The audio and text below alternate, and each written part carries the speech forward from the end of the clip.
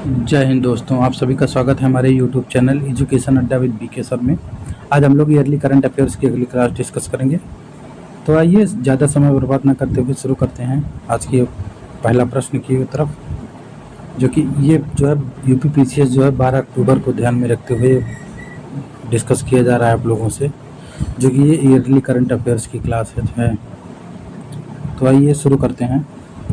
तो सबसे पहले देख लेते हैं, केंद्रीय चिड़ियाघर प्राधिकरण ने फरवरी 2025 में कहां पर अपने भारत के पहला जो सफ़ेद बाघों के प्रजनन केंद्र की स्थापना की है। यानी कि ये पहला है जो कि सफ़ेद बाघ प्रजनन केंद्र की स्थापना की गई है। ये मध्य प्रदेश के रीवा शहर में की गई है। केंद्रीय चिड़ियाघर प्राधिकरण ने फरवरी 2025 में जो है पहला सफ़ेद बाघ प्रजनन केंद्र की स्थापना जो है रीवा के मध्य प्रदेश के रीवा शहर में की है। केंद्रीय बजट 2025-26 में घोषित ज्ञान भारतम मिशन किससे संबंधित है? ज्ञान भारतम मिशन का संबंध है 1 करोड़ जो पांडुलिपियों हैं, 1 करोड़ पांडुलिपियों का संरक्षण और उनका दस्तावेजीकरण करने के लिए ज्ञान भारतम मिशन लागू किया गया है। फिर 1 जनवरी 2025 को शुरू की गई वन नेशन वन सब्सक्रिप्शन योजना का उद्देश्य क्या है? तो इसका उद्देश्य यह है कि उच्च गुणवत्ता वाली शैक्षणिक सामग्री तक किफायती और देशव्यापी पहुंच प्रदान करना। इसका मतलब वन नेशन वन सब्सक्रिप्शन का क्या मतलब उद्देश्य है? उसका उद्देश्य ये है कि जो उच्च गुणवत्ता की शैक्षणिक सामग्री है उनको किफ़ायती दरों पर पूरे राष्ट्र के स्तर पर यानी देशव्यापी पहुंच प्रदान करना। गोवा के पणजी में आयोजित भारतीय अंतर्राष्ट्रीय फिल्म महोत्सव का जो 55वां संस्करण है उसका फोकस देश कौन सा था?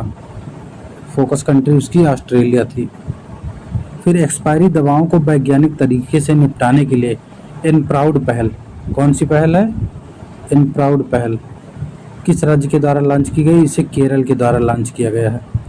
फिर फरवरी 2025 में 2 भारतीय शहर उनको रामसर स्थल की वेटलैंड सूची में शामिल किया गया है। वो कौन से शहर हैं? पहला तो इंदौर, मध्य प्रदेश का इंदौर शहर है, दूसरा राजस्थान का उदयपुर। ये 2 शहरों हैं जिनको रामसर स्थल की वेटलैंड सूची में शामिल किया गया है। हाल ही में गूगल ने भारत के डिजिटल परिदृश्य में एक महत्वपूर्ण कदम उठाते हुए अपना सबसे बड़ा ऑफिस परिसर अनंत कहाँ पर खोला? ये बेंगलुरु के महादेवपुरम में खोला गया। डिजिटल परिदृश्य को ध्यान में रखते हुए गूगल का सबसे बड़ा परिसर है ये, अनंत नाम है उसका, बेंगलुरु के महादेवपुर में खोला गया। फिर हाल ही में देश में केंद्रीय औषधि मानक नियंत्रण संगठन ने से अनुमोदन प्राप्त करने वाला भारत का पहला आयुर्वेदिक चिकित्सा उपकरण कौन बना? नारी तरंगिणी या आयुर्वेदिक उपकरण पल्स डायग्नोस्टिक्स, यानी कि जो डायग्नोस किया जाता है, पल्स डायग्नोस्टिक उपकरण है ये। इसके माध्यम से पल्स को डायग्नोस किया जाएगा। फरवरी 2025 में भारत का किस देश के साथ लिथियम खनन, मतलब भारत का कौन से देश के साथ लिथियम खनन और अन्वेषण के लिए समझौता किया गया है? लिथियम खनन और अन्वेषण के लिए जो समझौता किया गया है वो अर्जेंटीना के साथ किया गया है भारत का। फिर ट्रांसपेरेंसी इंटरनेशनल के द्वारा जो करप्शन परसेप्शन इंडेक्स जारी किया जाता है उसमें 2025 में 180 देशों में भारत की रैंकिंग जो थी वो 96वें रैंक थी। कौन सी रैंक थी? 96वें रैंक थी।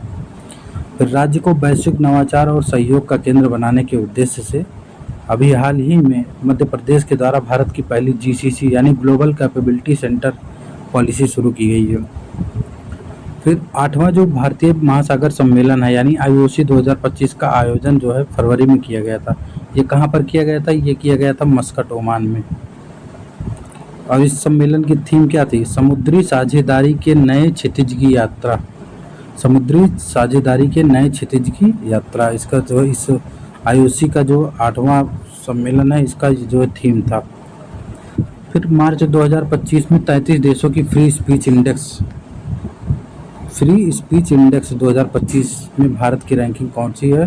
तो भारत की रैंकिंग है 24वीं रैंक है।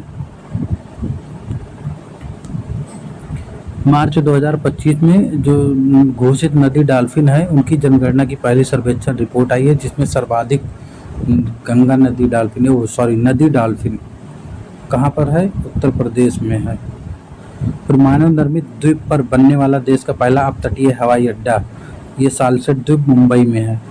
वहाँ पर निर्माण हो रहा है।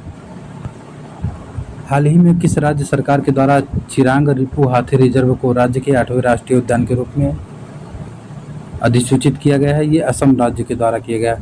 इस नए राष्ट्रीय उद्यान का क्या नाम होगा? इसका नाम होगा शिखना ज्वालाओं राष्ट्रीय उद्यान। प्रतिष्ठित अमेरिकी खबर वॉल स्ट्रीट जर्नल ने कौन से भारतीय राज्य को वर्ष 2025 के लिए चर्चित वैश्विक गंतव्यों के रूप में मान्यता दी? मध्य प्रदेश को। फिर यह सम्मान मध्य प्रदेश को उसकी समृद्ध विरासत, अद्वितीय वन्य जीवन और असाधारण प्राकृतिक सुंदरता के लिए दिया गया है। वैश्विक गंतव्यों में है जो चर्चित है वॉल स्ट्रीट जर्नल के द्वारा।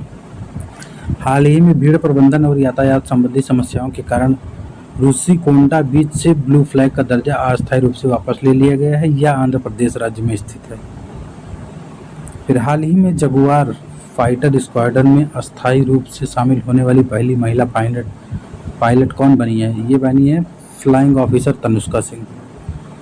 फिर इसरो ने किन दो उन्नत 32 बिट माइक्रो प्रोसेसर के विकास की घोषणा की है? विक्रम 32.3201, कल्पना 3201। मार्च 2025 में दिव्यांग व्यक्तियों की सुविधा के लिए विधानसभा में सांकेतिक भाषा शुरू करने वाला भारत का पहला राज्य कौन बना है? तो भारत का पहला राज्य बना है पंजाब। 4 मार्च 2025 को पंचायती राज मंत्रालय के द्वारा पंचायती राज संस्थाओं की जो निर्वाचित महिला प्रतिनिधियां हैं उनकी क्षमता निर्माण और हस्तक्षेप को सशक्त बनाने के लिए एक अभियान शुरू हो गया। उस अभियान का क्या नाम है? उस अभियान का नाम है सशक्त पंचायत नेत्री अभियान। इसके साथ साथ पूर्व राष्ट्रपति रामनाथ कोविंद के द्वारा अभी हाल भारत के पहले विश्व शांति केंद्र का उद्घाटन किया गया है। ये उद्घाटन किया गया है गुरुग्राम हरियाणा में। फिर केंद्रीय प्रौद्योगिकी एवं पृथ्वी राज्य मंत्री डॉक्टर जितेंद्र सिंह ने भारत के पहले open air art wall museum का उद्घाटन कहाँ किया है? इसका उद्घाटन किया है दिल्ली के मौसम भवन में। तो इसी के साथ आज की ये क्लास यहीं पर रोकते हैं। आज के लिए बस इतना ही, मिलते हैं कल। बाकी ये हमारा यूट्यूब चैनल है, इसको आप लोग सब्सक्राइब कर लीजिए। इसके साथ ही साथ हमारे जो टेलीग्राम चैनल है उससे भी आप लोग जुड़ जाइए। वहाँ पर आप लोगों को करंट अफेयर के क्विज कराए जाते हैं।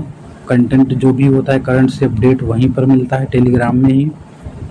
और ये हमारा इंस्टा अकाउंट है, इसको भी आप लोग फॉलो कर लीजिए। यहाँ भी हम अपडेट कर देते हैं क्लास से संबंधित। बाकी टेलीग्राम चैनल ज़रूर ज्वाइन कर लीजिए। आज के लिए बस इतना ही, धन्यवाद।